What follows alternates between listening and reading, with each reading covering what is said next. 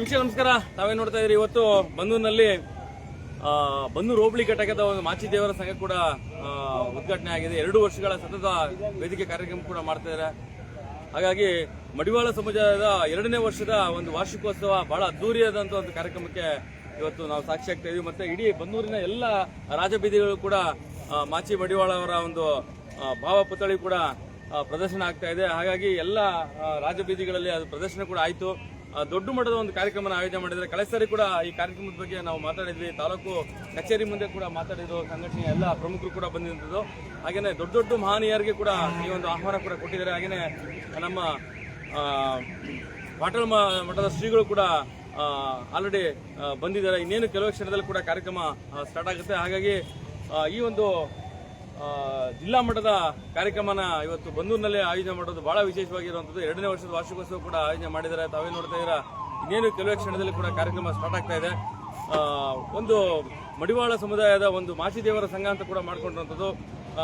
ಹಲವಾರು ವಿಚಾರಗಳಲ್ಲಿ ಧಾರ್ಮಿಕ ಆಚರಣೆಗಳು ಕೂಡ ಪಾಲ್ಗೊಳ್ಳುವಂಥವ್ರು ಈ ಸಮುದಾಯ ಕೂಡ ಇದೆ. ಹಾಗಾಗಿ ಈ ಒಂದು ಸಮುದಾಯ ಬಂದು ಇಡೀ ರಾಜ್ಯದಲ್ಲೇ ಕೂಡ ಒಂದು ವಿಶೇಷ ಸ್ಥಾನಮಾನ ಕೂಡ ಹೊಂದಿರುವಂಥದ್ದು. ಹಾಗಾಗಿ ಬನ್ನೂರಿನಲ್ಲೂ ಕೂಡ ಬಹಳ ದೊಡ್ಡ ಮಟ್ಟದ ಒಂದು ಕಾರ್ಯಕ್ರಮನ ಆಯೋಜನೆ ಮಾಡಿರೋದು ಇಲ್ಲಿ ನಾವೇನು ನೋಡ್ತೇವೆ, ಗಣಪತಿ ದೇವಸ್ಥಾನ ಎದುರುಗಡೆ ಇರುವಂಥ ಒಂದು ಜಾಗದಲ್ಲಿ ಕೂಡ ಆಯೋಜನೆ ಮಾಡಿದ್ದಾರೆ. ವೀರ ಮಾಚಿದೇವರ ಒಂದು ಪುತ್ಥಳಿ ಕೂಡ ಎಲ್ಲ ನಗರದ ಬೀದಿಗಳಲ್ಲೂ ಕೂಡ ಬನ್ನೂರು ಟೌನಲ್ಲಿ ಪ್ರದರ್ಶನ ಆಗ್ತಾ ಇದೆ. ಜೊತೆಗೇನು ಅಂತಂದ್ರೆ ದೊಡ್ಡ ವೇದಿಕೆ ಕೂಡ ಆಯೋಜನೆ ಮಾಡಿದ್ದಾರೆ. ಮತ್ತೆ ಎಲ್ಲರಿಗೂ ಕೂಡ ಬನ್ನೂರಿನ 33 ಹಳ್ಳಿಯ ಎಲ್ಲ ಮಡಿವಾಳ ಸಮಾಜದ ಎಲ್ಲ ಅವರ ಕುಟುಂಬಸ್ಥರು ಕೂಡ ಕೊಟ್ಟಿರುವಂಥದ್ದು, ಯಜಮಾನರು ಕೂಡ ಬರುವಂಥದ್ದು, ಮತ್ತೆ ರಾಜಕೀಯವಾಗಿ ಪಕ್ಷೇತರವಾಗಿ ಕೂಡ ಅವ್ರನ್ನ ಕರೆದಿರುವಂಥದ್ದು, ಮಠ ಮಾನ್ಯರು ಕೂಡ ಬಂದಿರುವಂಥದ್ದು ಕೂಡ ನಾವು ನೋಡ್ತಾ ಇದ್ದೀವಿ. ಇನ್ನೇನು ಕೆಲವೇ ಕ್ಷಣದಲ್ಲಿ ಕೂಡ ಕಾರ್ಯಕ್ರಮ ಚಾಲನೆ ಆಗ್ತಿದೆ. ಇಲ್ಲಿದ್ದಂಥ ಜನ ಎಲ್ಲರೂ ಕೂಡ ಬೆಳಗ್ಗೆಯಿಂದ ಪ್ರೊಸೆಷನ್ ಅಲ್ಲಿ ಕೂಡ ಅವರು ಭಾಗಿಯಾಗಿದ್ದಾರೆ. ಹಾಗಾಗಿ ಏನು ಈಗ ಪ್ರೊಸೆಷನ್ ಬರ್ತಾ ಇದೆ, ಇನ್ನೇನೇ ಕೆಲವು ಕ್ಷಣದಲ್ಲಿ ಇರೋಂಥ ಎಲ್ಲ ಖಾಲಿ ಚೇರು ಕೂಡ ತುಂಬುತ್ತೆ. ಆ ಪ್ರೊಸೆಷನ್ ಜೊತೆ ಕೂಡ ಜನ ಬರ್ತಾ ಇದ್ದಾರೆ. ಹಾಗಾಗಿ ನನ್ನ ಮೂಲಕ ಕೂಡ ಒಂದು ಆಹ್ವಾನ ಕೂಡ ಕೊಡಿಸ್ತಾ ಇರುವಂಥದ್ದು. ಇವತ್ತು 2ನೇ ವರ್ಷದ ಒಂದು ವಾರ್ಷಿಕೋತ್ಸವ ಜಯಂತಿ ಕೂಡ ಆಚರಣೆ ಮಾಡ್ತಾ ಇದ್ದಾರೆ ಬನ್ನೂರಿನಲ್ಲಿ. ಬನ್ನೂರು ಟೌನ್ ಹೋಬಳಿ ಮಟ್ಟದ ಒಂದು ಮಡಿವಾಳ ಮಾಚಿದೇವರ ಸಂಘ ಕೂಡ ಮಾಡ್ಕೊಂಡಿರೋದು ವಿಶೇಷ. ತಾವೇನು ನೋಡ್ತಾ ಇರೋದು, ಇಲ್ಲಿ ಸಹಸ್ರಾರು ಸಂಖ್ಯೆಯಲ್ಲಿ ಜನ ಸೇರುವಂಥದ್ದು ಕೆಲವು ಕ್ಷಣದಲ್ಲಿ. ಮತ್ತೆ ಗಣ್ಯಾತಿ ಗಣ್ಯರು, ರಾಜಕೀಯ ಪ್ರಮುಖರು, ಎಲ್ಲಾ ರಾಜಕೀಯ ಪಕ್ಷದ ಗಣ್ಯರು ಕೂಡ ಆಹ್ವಾನ ಕೊಟ್ಟಿದೆ.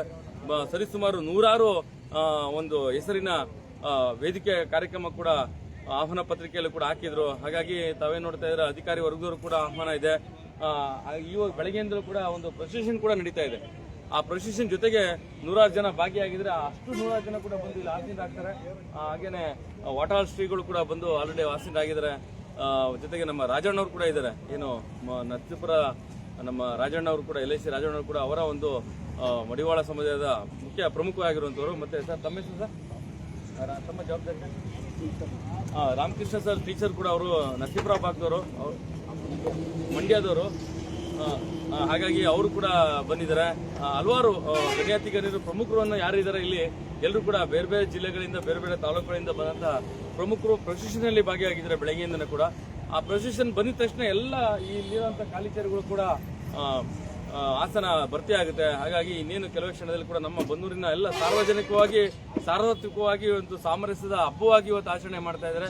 ಇವತ್ತೇನು ರಾಜ್ಯ ಸರ್ಕಾರ ಒಂದು ಕರೆ ಕೊಟ್ಟಿತ್ತು, ಆ ರಾಜ್ಯ ಸರ್ಕಾರದ ಕರೆಯ ಮೇರೆಗೆ ಇವತ್ತು ವಾರ್ಷಿಕೋತ್ಸವಗಳನ್ನ ಹಲವಾರು ಜನಾಂಗಗಳು ಆಚರಣೆ ಮಾಡ್ತಾರೆ. ಅದರಲ್ಲೂ ಕೂಡ ವೀರ ಮಡಿವಾಳ ಮಾಚಿದೇವರ ಒಂದು ಆಚರಣೆ ಕೂಡ ಇವತ್ತು 2ನೇ ವರ್ಷದ ಒಂದು ಕಾರ್ಯಕ್ರಮ ಬನ್ನೂರಲ್ಲಿ ಅಚ್ಚುಕಟ್ಟಾಗಿ ಆಯೋಜನೆ ಮಾಡಿದ್ದಾರೆ.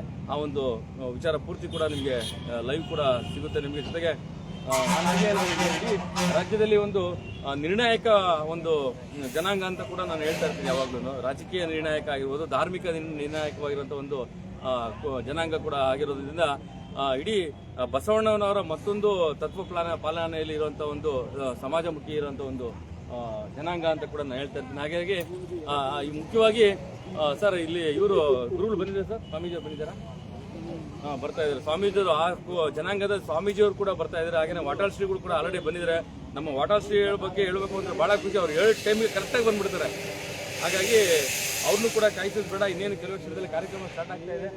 ಇಲ್ಲಿದ್ದಂಥ ಜನಗಳೆಲ್ಲ ಈಗ ಬೆಳಗಿನಿಂದ ಕೂಡ ಪ್ರೊಸೆಷನ್ ಇರೋದ್ರಿಂದ ಇಲ್ಲಿ ಆಸನ ಭರ್ತಿ ಆಗುತ್ತೆ ಇನ್ನೇನು ಕೆಲವು ಕ್ಷಣದಲ್ಲಿ. ಹಾಗಾಗಿ ಎಲ್ಲ ಬನ್ನೂರಿನ ಸಾರ್ವಜನಿಕರು ಕೂಡ ನನ್ನ ಮೂಲಕ ಒಂದು ಆಹ್ವಾನ ಕೂಡ ಕೊಟ್ಟಿದ್ದಾರೆ ಈ ಸಂಘಟನೆಯವರು ಮತ್ತು ಸಂಘದ ಸಂಸ್ಥೆಯವರು ಕೂಡ. ಹಾಗಾಗಿ ತಾವೆಲ್ಲರೂ ಕೂಡ ಸ್ವಾಗತ ಕೊಡ್ತಾ ಇದ್ದೀನಿ. ನಮಸ್ಕಾರ.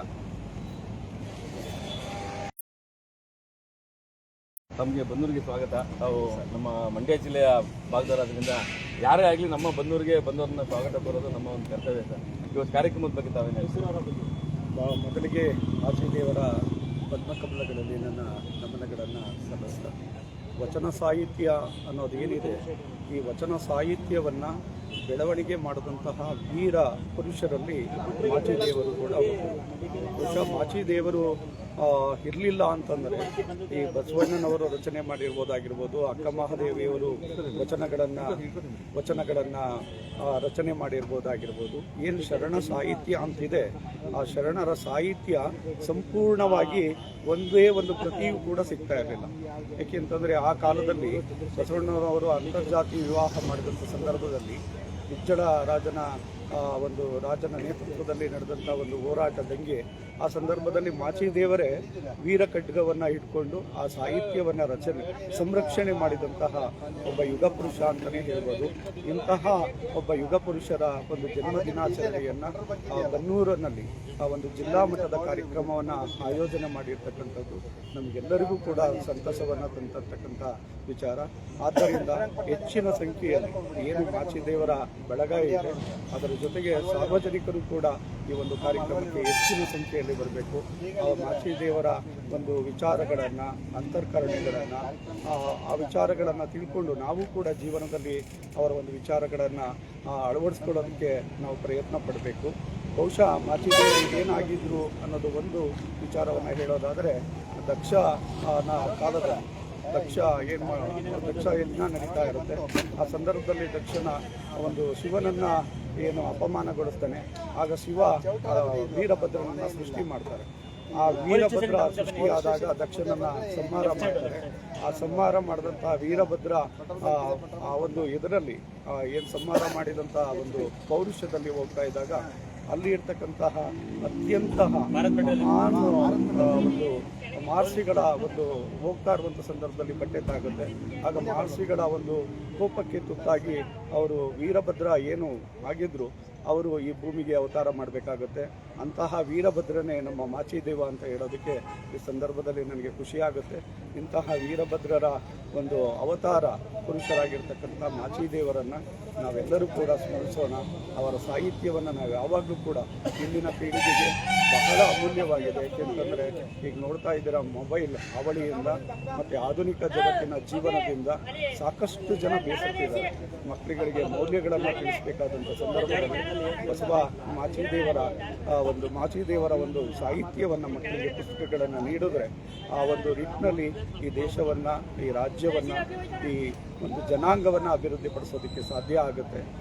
ಕುವೆಂಪುರವರು ಒಂದು ವಾಕ್ಯವನ್ನು ಹೇಳ್ತಾರೆ, ಹುಟ್ತಾ ನಾವು ವಿಶ್ವಮಾನವರಾಗಿ ಹುಡ್ತೀವಿ, ಬೆಳೀತಾ ಬೆಳೀತಾ ನಾವು ಅಲ್ಪಮಾನವರಾಗ್ತೀವಿ, ಮತ್ತೆ ನಾವು ವಿಶ್ವಮಾನವರಾಗಬೇಕಾದ್ರೆ ನಾವು ಜ್ಞಾನದಿಂದ ಮಾತ್ರ ಸಾಧ್ಯ ಅಂತ. ಅಂತಹ ಒಂದು ಶಿಕ್ಷಣದ ಶಕ್ತಿ ಇರತಕ್ಕಂತಹ ಒಂದು ಆದ್ಯ ಗುರುಗಳು ಅವರು.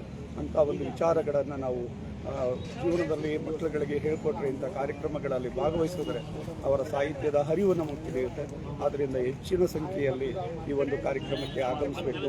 ನನ್ನನ್ನು ಈ ಒಂದು ಕಾರ್ಯಕ್ರಮಕ್ಕೆ ಆಗಮಿಸಿ ಅಂತ ಹೇಳಿದಂಥ ಬನ್ನೂರು ಘಟಕದ ಎಲ್ಲ ಸಂಘದ ಪದಾಧಿಕಾರಿಗಳಿಗೂ ಹಾಗೂ ನನ್ನನ್ನು ಈ ಸಂದರ್ಭದಲ್ಲಿ ಮಾತನಾಡೋಕ್ಕೆ ಅವಕಾಶ ಮಾಡಿಕೊಟ್ಟಂತಹ ಮಾಧ್ಯಮ ಮಿತ್ರರಿಗೂ ಕೂಡ ನನ್ನ ನಮಸ್ಕಾರಗಳನ್ನು ತಿಳಿಸ್ತಾ ನನ್ನ ಮಾತು ಮುಗಿಸ್ತೀನಿ. ಜೈ ಹಿಂದ್, ಜೈ ಭಾರತ್. Thank you sir.